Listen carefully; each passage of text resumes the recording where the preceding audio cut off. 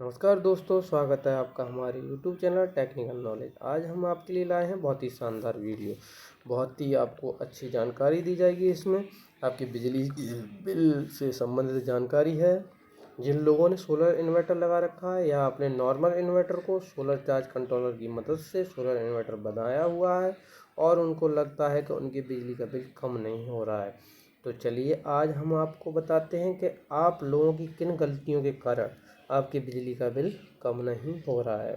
कुछ लोग solar inverter लगा तो लेते हैं, परंतु उनको इसके बारे में पूर्ण जानकारी नहीं होती है, जिससे धीरे धीरे उनके बिजली का बिल बढ़ने लगता है। चलिए आज हम बताते हैं कि आपकी किन गलतियों के कारण बिजली का बिल बढ़ रहा है और उसका सॉल्यूशन क्या है।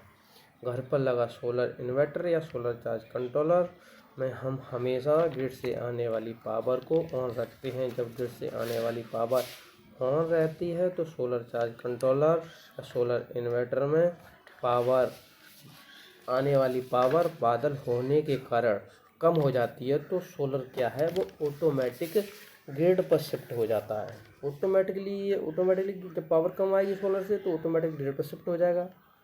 तो ग्रिड पर शिफ्ट होने के बाद आपकी बैटरी को भी ग्रिड से चार्ज करेगा और ये ग्रिड से लोड चलाने लगेगा, जिससे आपकी बिजली का बिल बढ़ना है। इसका सॉल्यूशन ये है, आप ऐसा स्मार्ट स्विच खरीद लें जो अमेजोन पर 200-250 रुपये में आराम से मिल जाएगा। इसमें आप वाईफाई से मोबाइल की वाईफाई से आप डाउनलोड करके और टाइम सेट कर सकते हैं।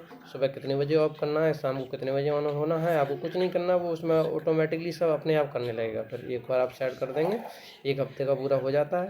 अगर आप ये नहीं खरीदना चाहते हैं तो मैनुअल तरीके से आप स्विच को ऑन और ऑफ कर सकते हैं। स्विच को ऑन कर दें और स्विच को ऑफ कर दें, शाम के टाइम में ऑन कर दें और सुबह के टाइम में ऑफ कर दें, जिससे आपके बिजली का बिल बच जाएगा। ये अच्छा सॉल्यूशन है। 2 नंबर, सोलर से आने वाली पावर का पूरा यूज नहीं करना।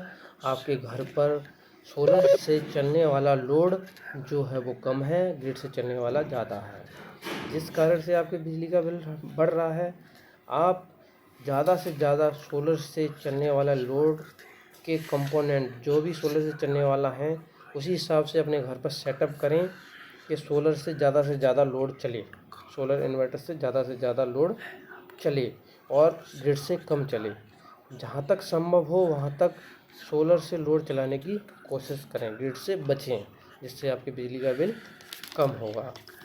3 नंबर, शाम के समय सोलर पावर जाने पर बैटरी को भी ग्रिड से चार्ज करना बिजली के बिल को बढ़ावा देना है। यदि आप यहाँ पर रात के समय ग्रिड से आने वाली पावर का कटअप 2 से 4 घंटे का है तो आप बैटरी को ग्रिड से चार्ज नहीं करें।